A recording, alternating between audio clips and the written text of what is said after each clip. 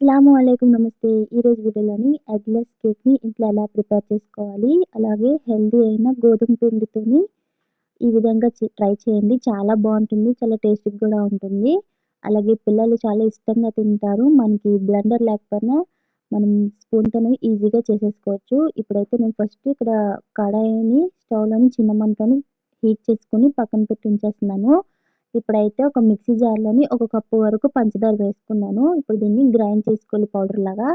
ఇక్కడ మనం a cup అయితే మెజర్‌మెంట్ తీసుకున్నామో అదే కప్‌ని యూజ్ చేయండి మొత్తం అంతనా. ఇక్కడ నేను టూటీ ఫ్రూటీ ఒక్కొక్క స్పూన్ వేసుకున్నాను. ఇందులో కొద్దిగా మైదా వేసుకొని మొత్తం అంతా బాగా కలిపేసుకొని పక్కన పెట్టేసుకోండి. ఇందులో మీరు కావాలంటే డ్రై ఫ్రూట్స్ కూడా వేసుకోవచ్చు. ఇప్పుడు ఇదే విధంగా ఇది పక్కన పెట్టేసుకొని ఒక గిన్నెలోని అరకప్పు వరకు పెరుగు తీసుకోండి. పుల్లటి పెరుగు కాదు, మామూలుగా ఫ్రెష్ పెరుగనమాట. ఇప్పుడు ముందు గ్రైండ్ చేసుకున్న షుగర్ పౌడర్‌ని కూడా వేసేసుకొని ఈ రెండిటిని బాగా థిక్‌గా ఒక క్రీమ్ వచ్చినంత వరకు కలుపుకోండి. ఎక్కడ ఉండలే లేకుండా నీట్‌గా కలిపేసుకోండి. ఇలా మనకి స్పూన్‌తోనైనా చేసుకోవచ్చు. ఫోర్క్స్ ఉంటుంది కదా! లేదనుకుంటే మజ్జిగ చిలికిస్తారు కదా! ఇలాంటిదైనా పర్వాలేదు. ఇప్పుడు ఇది చేసేసుకున్న తర్వాత ఇందులోనే అరకప్పు వరకు నూనె వేసుకోండి. అంటే అరకప్పు పెరుగేసాము. ఇందులో అరకప్పు నూనె వేసుకున్నాము. ఈ రెండిటిని బాగా మొత్తం ఈ 3 మిశ్రమాలను బాగా కలిసేంత వరకు కలిపేసుకోండి. ఇందులోనే ఒక టేబుల్ స్పూన్ వరకు వెనిలా ఎసెన్స్ వేసుకోండి. మీ దగ్గర ఇది లేకపోతే ఇలాచీ పౌడర్‌నైనా వేసుకోవచ్చు.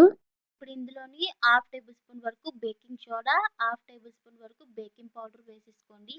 ఒకవేళ ఈ రెండిట్లో ఏది లేకపోయినా ఇనో ప్యాకెట్ వేసుకొని ఈ మొత్తాన్ని ఒకసారి బాగా కలిపేసుకోండి. ఇప్పుడు ఇందులోనే మనము గోధుమ పిండి ఒక కప్పు వరకు వేసుకున్నాం అంటే ఒక కప్పు పంచదారకి ఒక కప్పు గోధుమ పిండి కరెక్ట్‌గా సరిపోతుంది. కొద్దిగా స్వీట్ ఎక్కువ తినేవాళ్ళు ఇంకో 2, 3 స్పూన్స్ ఎక్స్‌ట్రా వేసుకోండి షుగర్‌ని. ఇప్పుడు నేను వీడియోలో చూపించిన విధంగా కొద్ది కొద్దిగా వేసుకుంటూ ఇలా కలుపుకోవాలి. మనం ఇది అంతా కలిపిన తర్వాత మనకి థిక్‌గా అనిపిస్తే కొద్దిగా పాలు వేసుకోండి.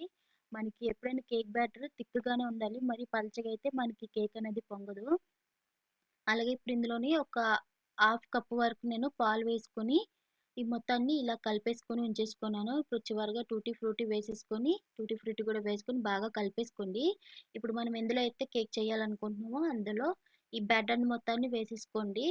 ఇలా వేసేసుకున్న తర్వాత మనకి బబుల్స్ ఏం లేకుండా ఒక స్పూన్‌తోని మొత్తం అంతాన్ని ఒకసారి బాగా కలిపేసుకోండి. కలిపేసుకొని ట్యాప్ చేసుకొని ఇప్పుడు చివరిగా టూటీ ఫ్రూటీ గానీ, డ్రై ఫ్రూట్స్ కాజు, బాదం ఏదుంటే అది పైన అలాగా డెకరేషన్ కోసం వేసేసుకోండి. ఇలా వేసుకొని మూత పెట్టేసి ఫస్ట్ మనం స్టవ్ మీద పెట్టాం కదా! ఆ కడాయిలోని మనం ఈ బ్యాటర్‌ని మొత్తాన్ని దించేసుకొని చిన్న మంటలోని ఉడికించుకోండి. తర్వాత కొద్దిగా మీడియం మంటలో పెట్టేసుకుంటే నీట్‌గా ఇలా ఉడికిపోతుంది. నాకు ఈ ప్రాసెస్ అవ్వడానికి 40-45 మినిట్స్ వరకు అయింది. చూసారు కదా! చక్కగా ఉడికిపోయింది. ఇప్పుడు ఈ స్టేజ్‌లోనే మనం స్టవ్ ఆఫ్ చేసుకొని, ఇది చల్లగా అయిన తర్వాత ఒక ప్లేట్‌లోని సర్వ్ చేసేసుకోండి. ఇక్కడ నేను కొద్దిగా వేడిగా ఉన్నప్పుడు తీసాను. పిల్లలు తింటానని చెప్పారు. అందుకే చిన్న చిన్నగా ఇరిగిపోయిందనమాట. సో, చూసారు కదా! మొత్తానికైతే కేక్ అయితే రెడీ అయిపోయింది. చాలా స్మూత్‌గా చాలా బావుంది. ఒకసారి మీరు కూడా ట్రై చేయండి. మీకెలా కుదిరిందని నాకు కామెంట్ చేసి మాత్రం చెప్పండి. ఈ ఒకసారి హెల్తీగా గోధుమ పిండితోని ట్రై చేయండి. ఇలా మీరు షుగర్ వేయకపోతే బెల్లాన్నైనా వేసుకొని ఈజీగా చేసేసుకోవచ్చు. మనకి బ్లెండర్ అవసరం లేదు. అలాగే చేత్తోనే ఈజీగా ఇలా ఫ్లఫీ కేక్ అయితే రెడీ అయిపోతుంది. ఈ వీడియో మీకు నచ్చితే లైక్ చేయండి, షేర్ చేయండి. అలాగే మీ ఫ్రెండ్స్ అండ్ ఫ్యామిలీకి కూడా షేర్ చేయండి. Thank you for watching.